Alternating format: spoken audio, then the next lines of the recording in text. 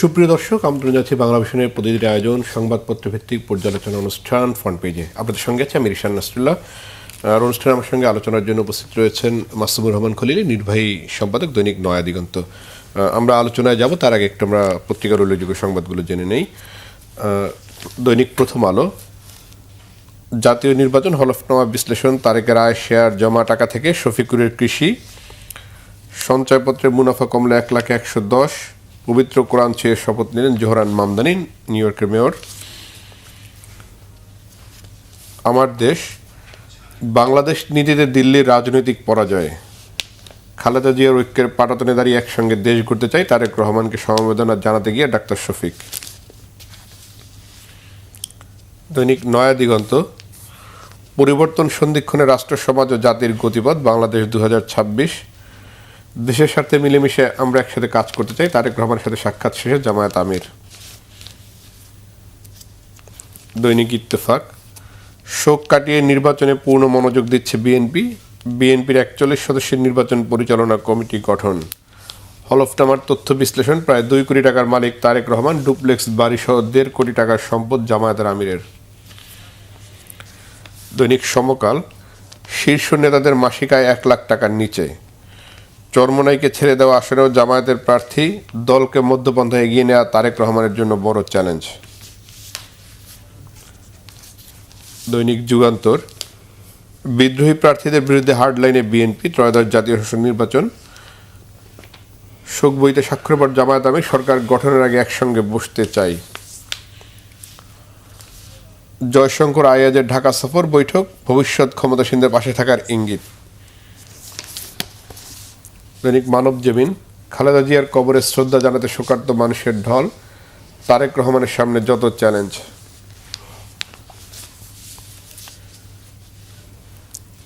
দৈনিক কালের কণ্ঠ, ব্যবসা বাণিজ্যের দুরবস্থা, মনোনয়নপত্র বাছাইয়ে বেশি বাদ পড়ছেন স্বতন্ত্র প্রার্থীরা, তারেক রহমানের সুযোগ্য নেতৃত্বে বিএনপি এগিয়ে যাবে। দৈনিক কালবেলা, জামায়াত চরমোনাই এনসিপি জোটে অবিশ্বাসের দোলাচল, মায়ের থেমে যাওয়া পদযাত্রাকে এগিয়ে নিতে চেষ্টা করব, ফেসবুক পোস্টে তারেক রহমান। বাংলাদেশ প্রতিদিন, ভারত বাংলাদেশ সম্পর্ক উন্নয়নে খালেদা জিয়ার অবদান চিরস্মরণীয়, রাজনাথ সিং। এনসিপি নেতাদের যত সম্পদ, হলফনামা বিশ্লেষণ।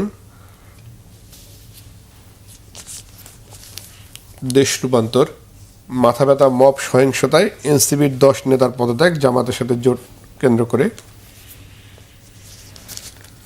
দৈনিক ইনকিলাব, তারেক রহমানের নতুন পথ চলা, খালেদা জিয়ার কবর জিয়ারতে সর্বস্তরের মানুষের ভিড়, জামায়াত ইসলামী আন্দোলন বিরোধ তুঙ্গে, আসন সমঝোতা নিয়ে।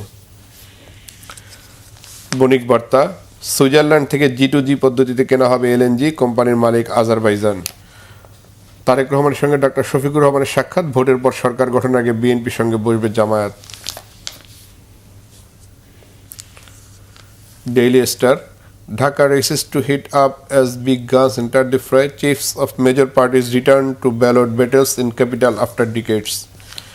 PNP aims to transform grief into unity. New Age, unrest, uncertainty loom over Eden sector. GM Kader Tuff's asset list followed by Faizul Karim Tarek.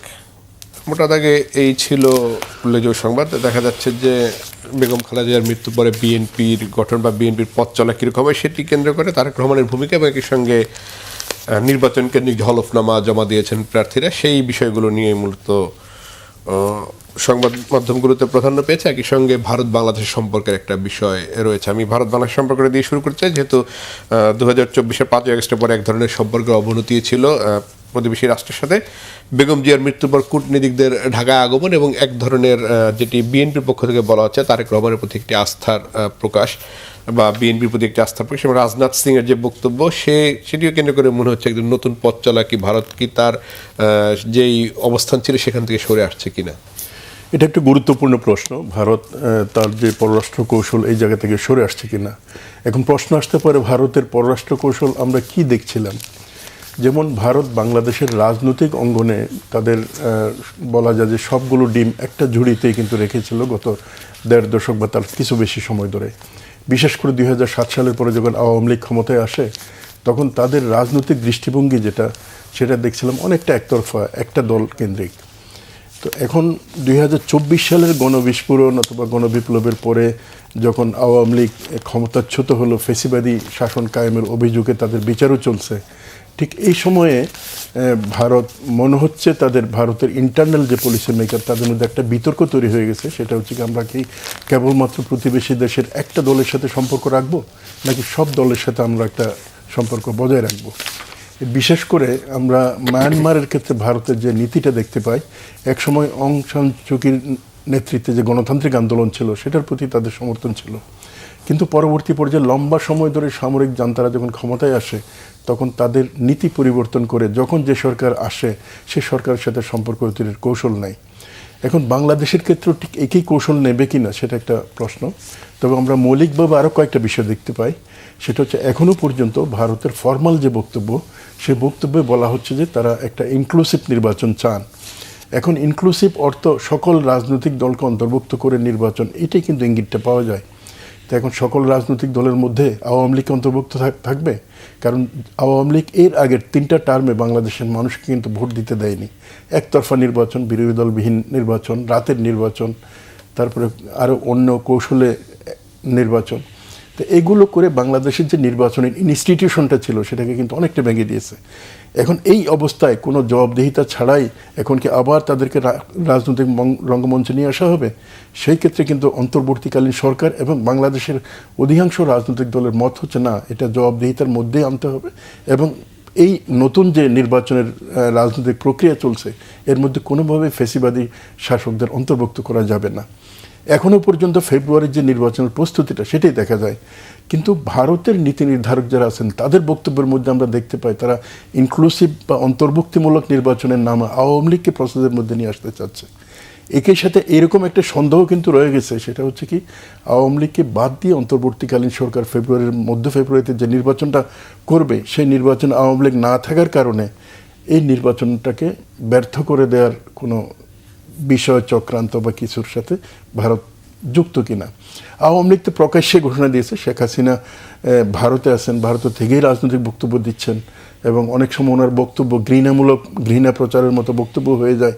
যদিও সাম্প্রতিককালে বেগম খালেদা জিয়ার ইন্তেকালের পরে উনি শোক প্রকাশ করেছেন, যার সাথে অবশ্য ওনার শাসনকালে ওনার খালেদা জিয়ার প্রতি যে ধরনের ডিলিংসটা ছিল এটার সাথে মিলে না। কিন্তু তারা সর্বাত্মকভাবে যে কথাটা বলেছে সেটা হচ্ছে এই নির্বাচনটাকে তারা বয়কট করবে।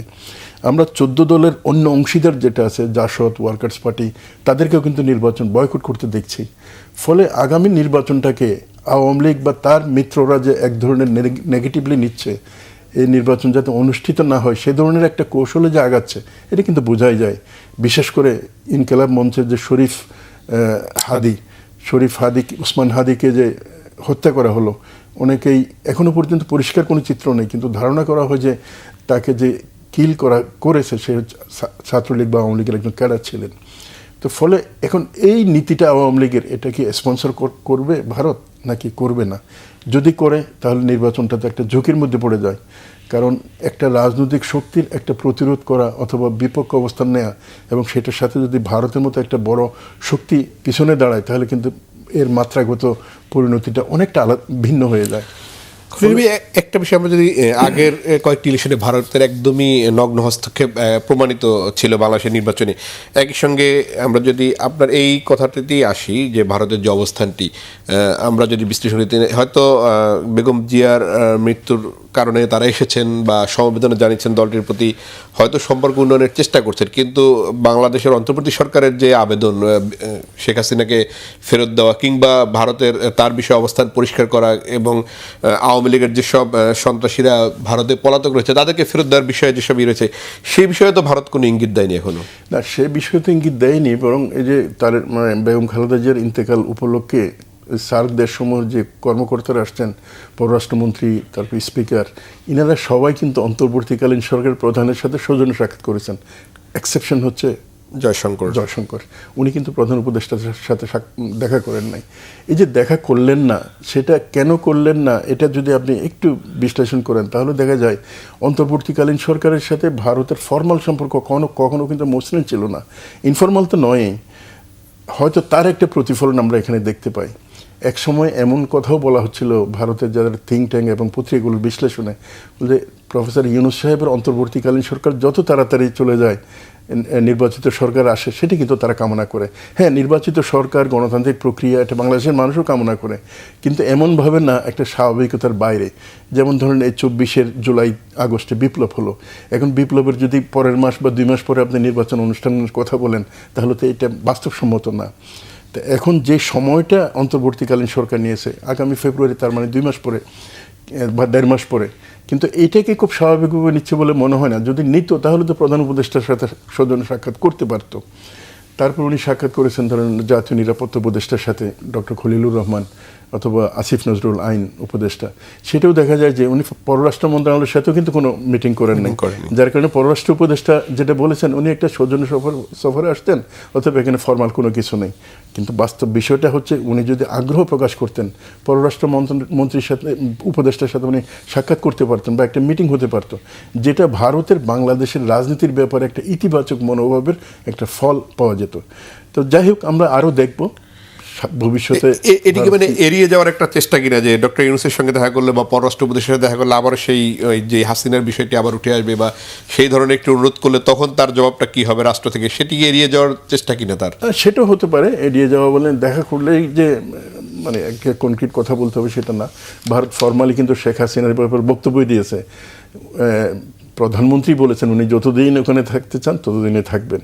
অন্যদিকে শেখ হাসিনা তো এখনও বাংলাদেশের প্রধানমন্ত্রী দাবি করেন, এবং এত মেসাকার, গণহত্যা, এটার জন্য একবারও কিন্তু দুঃখ প্রকাশ করেন নাই।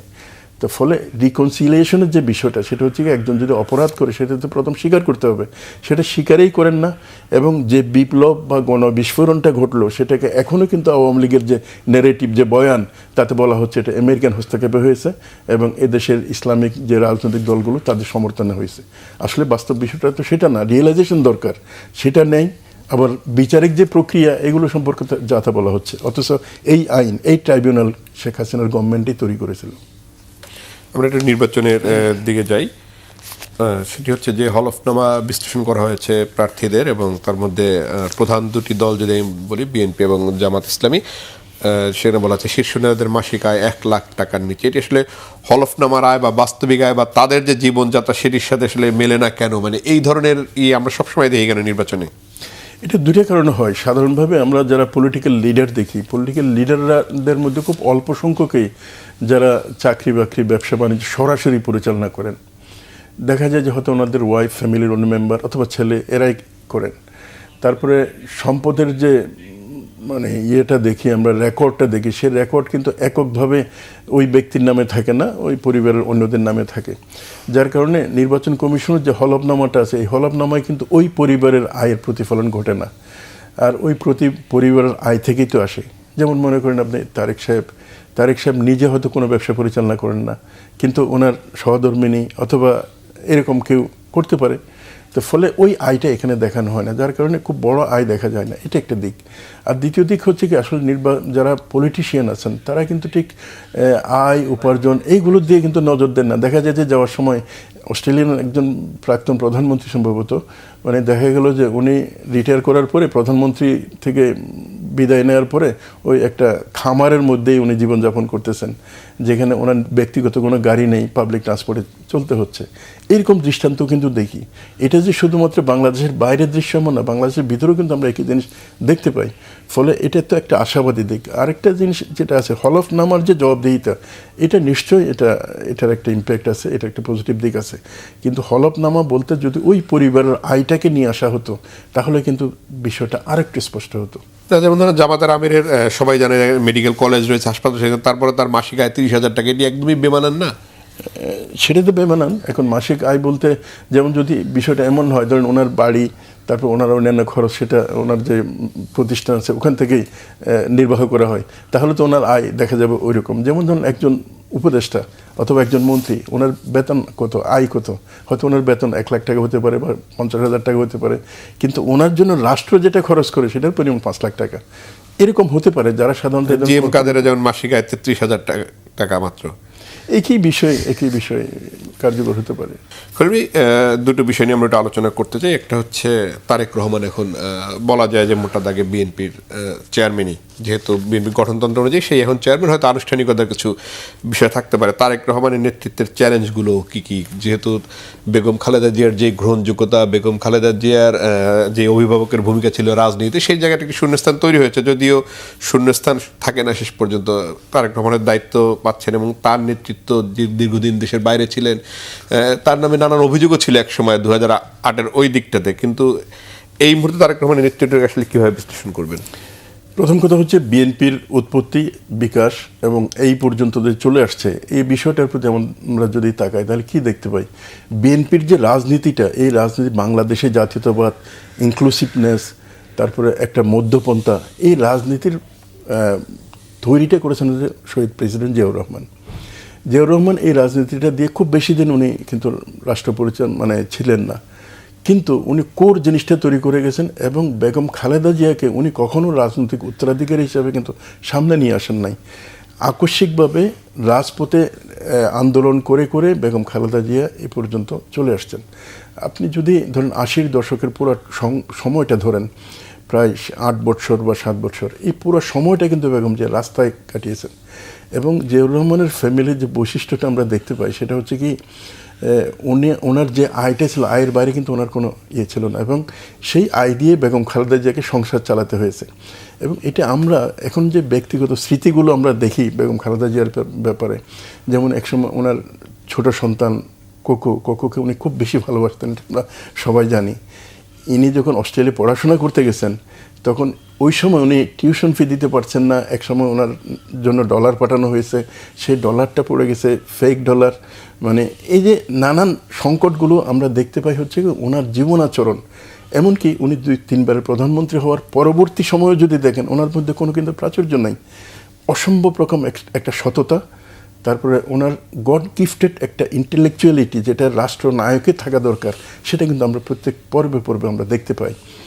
আর যেহেতু উনি বিএনপির রাজনীতিকে প্রেসিডেন্ট জিয়া যে রাজনীতিটা দিয়েছিলেন সেটাকে খুব সাকসেসফুলি এই পর্যন্ত নিয়ে আসছেন। এই সময়টা কিন্তু খুব সুখকর সময় গেছে এমন না। উনি 3 বার প্রধানমন্ত্রী ছিলেন, ধরেন হয়তো 11 বছরের মতো, আর বাকি সময়টা কিন্তু উনি বিরোধী নেত্রী হিসেবে চালিয়েছেন। ওনার বয়স যখন 40-এর কোটায়, তখন কিন্তু ওনাকে যে এরশাদ গভর্নমেন্ট যে ধরনের ডিলিংসটা করছে, মানে এই রাজপথে হামলা, এটাকে আটক করা, এটা করা, অনেক কিছু আমরা দেখতে পাই, কিন্তু কোনো ক্ষেত্রেই উনি কিন্তু আপোষ করেন নাই। এই আপোষ না করার গিফট যেটা আছে সেটা কিন্তু জনগণ দিয়েছে। যেমন 1990-91 সালের যে নির্বাচনটা আর কি, নির্বাচন, সরকার গঠন, সাধারণভাবে আমাদের ধারণা ছিল আওয়ামী লীগই সরকার গঠন করবে, কিন্তু মানুষ ভোট দিয়ে বেগম জিয়াকে প্রধানমন্ত্রী করেছেন। এবং তারপরে 2001 সালে যখন আবার নতুনভাবে উনি জনগণের কাছে গেলেন, তখন এমন সংখ্যাগরিষ্ঠতা দিলেন, 2/3 সংখ্যাগরিষ্ঠতা। এখন আসেন হচ্ছে আমরা তৃতীয় যে পর্বটা, এই যে বেগম খালেদা জিয়ার ইন্তেকালের পরে উনি তো এমন একটা ব্যক্তিত্ব নিয়ে, এমন একটা অবস্থান নিয়ে উনি বিদায় নিলেন, পুরো বাংলাদেশের অভিভাবক হিসেবে উনি স্বীকৃত হলেন। এবং বিভিন্ন সংবাদপত্রে আসছে একটা কফিনের পাশে হচ্ছে পুরো বাংলাদেশ। আসলেই দেখেন, পলিটিক্যাল লিডার যারা বিএনপির পক্ষে আছেন, যারা বিপক্ষে আছেন, সবাই ছিলেন। 3 বাহিনীর প্রধান ছিলেন, প্রধান উপদেষ্টা থেকে শুরু করে যারা অন্তর্বর্তীকালীন সরকার চালাচ্ছেন তারা ছিলেন। এমনকি ডিপ্লোম্যাটিক পার্টনার যারা আছে, ভারতের পররাষ্ট্রমন্ত্রী আসলেন। তার মানে হচ্ছে কি ওনার ব্যক্তিত্বটা এমন একটা জায়গায় যাওয়ার পরে উনি বিদায় নিলেন, ইনি বাংলাদেশের একজন অভিভাবক, একটা সম্পদ হলেন। ঠিক এই সময় হচ্ছে তারেক রহমানের আবির্ভাবটা। তারেক রহমানের অনেকগুলো সুবিধা আছে আর অনেক চ্যালেঞ্জ আছে। সুবিধাটা কি, উনি কিন্তু বিএনপির রাজনীতিকে খুব কাছ থেকে দেখছেন, নেতৃত্ব দিয়েছেন, মাঠকে সংগঠিত করেছেন, এবং দলের উপর ওনার যে কর্তৃত্ব, ওনার যে প্রভাব, সেটা কিন্তু নিরঙ্কুশ অনেকটাই। আজকে বিএনপিতে তারেক রহমানের কোনো প্রতিদ্বন্দ্বী অথবা সেকেন্ড ম্যান, এরকম তো সেকেন্ড ম্যান আছে কিন্তু প্রতিদ্বন্দ্বী তো কেউ নেই। ফলে এটা একটা পজিটিভ জিনিস। এখন নেগেটিভ যে জিনিসটা, সেটা হচ্ছে জিয়াউর রহমানের রাজনীতি এবং রাষ্ট্র পরিচালনা, খালেদা জিয়ার রাজনীতি এবং রাষ্ট্র পরিচালনা, এটা একটা কিন্তু আদর্শ, একটা স্ট্যান্ডার্ড কিন্তু তৈরি করে দিয়েছে। সেটাকে ওনাকে আরও সামনে এগিয়ে নিয়ে যেতে হবে। জিয়াউর রহমান যখন মারা যান, কত 40-এর দশকের শুরু থেকে, হয়তো 42-43 বা 45 বছর বয়স। আর খালেদা জিয়া যখন রাজনীতিতে আসেন তখন মনে হয় সম্ভবত 38 বছর বয়স। আর উনি যখন প্রধানমন্ত্রী হলেন 38-এর সাথে যদি আরও আপনি 7 যোগ করেন তাহলে 45 বা 47 বছর। কিন্তু তারেক রহমান সাহেব একটা ম্যাচিউরড লেভেলে অভিজ্ঞতা, এবং ওনার বয়স 60-এর বেশি বয়স ওনার, ফলে এটা একটা পজিটিভ জিনিস। উনি সামনে যে চ্যালেঞ্জটা আসে সেটা হচ্ছে কি একটা সুশাসন দেয়া বাংলাদেশকে। এখন মানুষ মনে করতেছে বিএনপির নেতৃত্বে পরে সরকার হবে। এই সরকার যদি একটা সুশাসন মানুষকে দিতে পারে, দুর্নীতিমুক্ত সুশাসন, এবং যদি রাজনীতির মধ্যে একটা সমন্বয়ের যদি উনি ব্যবস্থা করতে পারেন, যেটা উনি বলেছেন এর মধ্যে উনি আসার পরে জাতির উদ্দেশ্যে বক্তব্য, এমনকি ওনার মায়ের বিদায়ের পরে ওনার যে মেসেজগুলো দিয়েছেন সবগুলো হচ্ছে সমন্বয়, সহমর্মিতা, প্রতিহিংসা নয়। এই দিকটা যদি উনি কন্টিনিউ করতে পারেন বাস্তবে, তাহলে আমার মনে হয় বাংলাদেশে যে রাজনৈতিক নেতৃত্ব ওনার মা এবং বাবা দিয়েছেন সেটার একটা কন্টিনিউটি মানুষ দেখতে পাবে। খুবই একটা বিষয় যে জিয়াউর রহমান, শহীদ প্রেসিডেন্ট জিয়াউর রহমান এবং বেগম খালেদা জিয়ার যে শাসন ব্যবস্থা বা ধরেন বিরোধী দলীয় নেত্রী হিসেবেও বেগম জিয়ার যে ভূমিকা, সেই জায়গাগুলোতে এক ধরনের প্রত্যাশার চাপ তারেক রহমানের উপর তৈরি হচ্ছে কিনা? হ্যাঁ, সেটা প্রত্যাশার তো চাপ থাকবেই, তবে সেই চাপটা আমার মনে হয় ওনার নেতৃত্বের যে অবস্থানটা সেটা সম্ভব। কারণ উনি যেমন 17 বছরে বিএনপিকে ভাঙার জন্য হ্যান্ড চেষ্টা নেই, করে নাই। এই সময় তো সরাসরি নেতৃত্ব তারেক রহমানই দিয়েছেন। উনি তো দলটাকে ইউনাইটেড করতে পেরেছেন, তার মানে উনি রাষ্ট্রকেও ইউনাইটেড রাখতে পারবেন, আমার বিশ্বাস আর কি। এখন দেখা যাক সামনে কি আসে। আমরা একটু যাই জামাত ইসলামের সাথে ছোট ছোট কিছু জোট রয়েছে ইসলামী দল, সেখানে একটা অনৈক্য রয়েছে। আবার অন্যদিকে জামাত ইসলামের আমির শোকবেদী স্বাক্ষর করে তারেক রহমানের সঙ্গে বৈঠক করেছেন। তিনি বলছেন সরকার গঠনের আগে একসঙ্গে বসতে চাই, জাতীয় সরকার গঠনেরও বিভিন্ন বিষয়ে আলোচনা হয়েছে। আসলে রাজনীতি তাহলে কোন দিকে যাচ্ছে, নির্বাচন রাজনীতি? এটা একটা গুরুত্বপূর্ণ পয়েন্ট। উনি প্রথম কথা হচ্ছে জাতীয় সরকার, আরেকটা হচ্ছে সমঝোতার সরকার। জাতীয় সরকারের উদ্যোগটা কিন্তু যখন অন্তর্বর্তীকালীন সরকার হয় তখনও কিন্তু নেওয়া হয়েছিল, কিন্তু সব দল এটার সাথে একমত হয়নি বলে এটা সম্ভব হয়নি। কিন্তু পরবর্তী পর্যায়ে আমরা যেটা দেখতে পাই, যেমন তারেক সাহেব উনি একাধিকবার বলেছেন যে নির্বাচনের পরে উনি এক দলের সরকার করবেন না, সব দল মিলেই সরকার করবেন। এবং সব দল মিলে সরকার যে করবেন, এখানে জামাত থাকবে কি থাকবে না এই প্রসঙ্গে ওনার কোনো বক্তব্য আমি শুনি নাই। তবে সালাউদ্দিন সাহেব বলেছেন যে জামাত বাদ দিয়ে অন্য সব দল নিয়ে সরকার গঠন করবে। সেটাকে যদি আমরা অফিসিয়াল বক্তব্য ধরে নেই, তাহলে পরবর্তী নির্বাচনের পরে যদি বিএনপি সংখ্যাগরিষ্ঠতা অর্জন করে, তাহলে হয়তো জামাত সরকারের মধ্যে থাকবে না।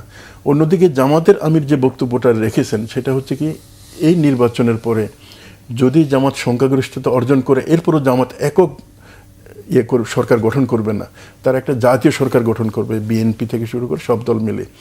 এখন প্রশ্ন হচ্ছে কি, যদি জামাত সংখ্যাগরিষ্ঠতা না পায়, কম আসন পায়, তাহলে কি বিএনপির সাথে জাতীয় সরকার হবে কি হবে না, এই বিষয়টা এখনো পর্যন্ত কিন্তু স্পষ্ট না। যতক্ষণ পর্যন্ত আমরা বিএনপির হাইকমান্ড থেকে বক্তব্য না শুনবো জাতীয় সরকার গঠনের ব্যাপারে তারা কি চায়, তাহলে কিন্তু আমরা পরিষ্কার হতে পারবো না। তবে আমি ব্যক্তিগতভাবে মনে করি যে 24-এর যে পরিবর্তন এবং এরপরে যে সংস্কার পদক্ষেপগুলো, যেগুলো কিন্তু বারবার করেছে বিএনপি একই সাথে জামায়াত বা এনসিপি, সেটাকে যদি আমরা কন্টিনিউ করতে চাই, অথবা রাষ্ট্রের যে ইকোনমিক কন্ডিশন এখন আছে, শাসনের কন্ডিশন, আমলাতন্ত্র ইত্যাদি আছে, এগুলোকে যদি একটা স্টিম লাইনে নিয়ে যেতে হয়, তাহলে মনে হয় জাতীয় সরকার অন্তত একটা টার্মের জন্য খুব দরকার আর কি।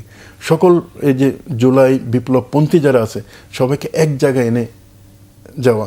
আর কোনো কারণে যদি এমন হয়, ধরেন জামাত ইসলামী যে আসন পাইলেও বিরোধী দলে থাকবে, বিরোধী দলে থাকতে পারে, অসুবিধা নেই, সরকারের বাইরে থাকলো, কিন্তু একটা বৃহত্তর সমঝোতা কিন্তু দরকার, যেটা আমরা বেগম খালেদা জিয়ার ইন্তেকালের পরে আমরা ওনার জানাজা দাফন অনুষ্ঠানে দেখতে পেয়েছি। একটা বিষয় যে নির্বাচনকে কেন্দ্র করে যে রাজনৈতিক জোটগুলো হয়েছে, সেখানে কোনো কোনো দলের প্রার্থীরা নিজের দল ছেড়ে অন্য দলে যোগ দিচ্ছেন। আবার জোট নিয়ে সমালোচনা রয়েছে, বিশেষ করে জামাত এবং এনসিপির জোট নিয়ে নানান ধরনের সমালোচনা হয়েছে। আবার জামাতের সাথে চরমোনাইয়ের যে দল, সেটি নিয়ে টানাপোড়েনে রয়েছে। এই টানাপোড়েনগুলো এটা হচ্ছে বাংলাদেশের রাজনৈতিক একটা বৈশিষ্ট্য। যেমন জামাত এনসিপির জোটের যে বিষয়টা, যেমন এনসিপির যে রাজনীতিটা জুলাই উত্তর রাজনীতি, যেটা হয়তো মধ্যপন্থী রাজনীতি, কিন্তু জুলাইয়ের অভ্যুত্থানের ব্যাপারে আধিপত্যবাদের নির্দেশনা রাষ্ট্র পরিচালনার ব্যাপারে তারা একটা প্রান্তিক অবস্থানে আছে। এই অবস্থানটাকে সম্ভবত বিএনপি করে নাই, না করার কারণে তাদের সাথে জোটের আলোচনাটা খুব বেশি অগ্রসর হয়নি। তো না হওয়ার পরে তাহলে সেকেন্ড অপশন হিসেবে তাদের সামনে আসে হচ্ছে জামাত ইসলামী, থার্ড অপশন হিসেবে আসে হচ্ছে নিজস্ব একটা জোট করা অথবা নিজের এককভাবে ইলেকশন করা। থার্ড অপশনের বিপদটা হচ্ছে কি, এই যে এনসিপিটা গঠন হলো, এটা তো এখন কাঠামো সারা বাংলাদেশে তৈরি হয়নি। এ ধরনের একটা অপ্রস্তুত কাঠামো নিয়ে যদি তারা ইলেকশন করে, তাহলে দেখা যাবে যে একটা আসন হতে পায়নি, হতে পারে এরকম। এই অবস্থায় তাদের যে যাত্রাটা বড় দুই দলের যে কোনো একটা দলের সাথে জোট করার একটা প্রয়োজন আসে। এই ক্ষেত্রে বিএনপির সাথে যে মিলটা, সেটা হচ্ছে কি মধ্যপন্থী দল হিসেবে, মধ্য চিন্তার যে হিসেবে বিএনপির সাথে একটা মিল আছে। অন্যদিকে জামাতের সাথে যে মিলটা আছে, সেটা হচ্ছে জামাত জুলাই অভ্যুত্থানকে যেভাবে ওন করে, যে মাত্রায় ওন করে, এদের মাত্রাটা প্রায় একই ধরনের। এবং বলা যায় যে জামাত এবং এনসিপি যারা তৈরি করেছেন, যারা নেতৃত্ব দিয়েছেন, এদের অবস্থানের মধ্যে কিন্তু কোনো পার্থক্য খুব একটা বড় রকম নেই। সেই হিসেবে জামাতের সাথে এনসিপি জোট করতেই পারে। আর যারা এনসিপির এই নীতির সাথে একমত হননি, তারা হয়তো মধ্যপন্থী, তারা মনে করছে জামাতের জোটে গেলে তাহলে তাদের একটা প্রান্তিক সিল পড়ে যাবে, সেটা হয়তো তারা চাননি। আর আপনার এর ব্যাপারে চরমোনাইয়ের ইসলামী আন্দোলনের ব্যাপারে যে বিরোধটা আমরা দেখতে পাই, সেটা কিন্তু আর কোনো বিরোধ না। তারা কিন্তু জোট গঠন করে না, তারা নির্বাচনী সমঝোতা করছে। তার মানে হচ্ছে কি, এক আসনে ইসলামিস্টদের একটা বাক্স থাকবে, মানে একজন প্রার্থী থাকবে। সেই ফর্মুলাতে তারা ঐক্যবদ্ধ হয়েছিল। কিন্তু যে বিবাদটা তৈরি হচ্ছে, বিরোধটা তৈরি হচ্ছে, সেটা হচ্ছে আসন প্রাপ্তি নিয়ে। আসন প্রাপ্তির ফর্মুলাটা তারা ইন্টারনালি কি ঠিক করেছিল জানি না, তবে এটা সংসদে যাওয়া, সংসদীয় নির্বাচনে ভোট প্রাপ্তি এবং সম্ভাবনা, এইগুলোকে সামনে রেখে সব দল যদি উদারভাবে আসতো, তাহলে হয়তো এই বিরোধটা হতো না। যেমন আমরা যেটা শুনতে পেয়েছি, 143টা আসনে ইসলামী আন্দোলন বলছে যে এটা তাদের ক্যাটাগরির আসন, এগুলো সবগুলোতে জেতার মতো। কিন্তু আমরা দেখতে পাই যে তারা অতীতে সংসদে একটা আসনও জিতে নাই। তো ফলে একটা দাবি এবং বাস্তবতা দুইটার মধ্যে ব্যবধান যদি থেকে থাকে, এই ব্যবধান না ঘুষলে তখন কিন্তু এই ঐক্যটা টিকবে না। তখন দেখা যাবে যে এনসিপি তার মতো ইলেকশন করতেছে, অথবা এনসিপি না, ইসলামী আন্দোলন। এর আগে ইসলামী আন্দোলন জাতীয় পার্টির সাথে জোট করেছিল, এটাও হতে পারে। আমার মনে হয় আর একটু দেখতে হবে, 20 তারিখ পর্যন্ত সময় আছে। জি, আলোচনা শোনানোর জন্য মাসুমুর রহমান খলিল, আপনাকে অসংখ্য ধন্যবাদ। আপনাকে ধন্যবাদ। দর্শক, ফ্রন্ট পেজ থেকে আজকের মতো বিদায় নিচ্ছি। ভালো থাকবেন, সুস্থ থাকবেন, আল্লাহ হাফেজ।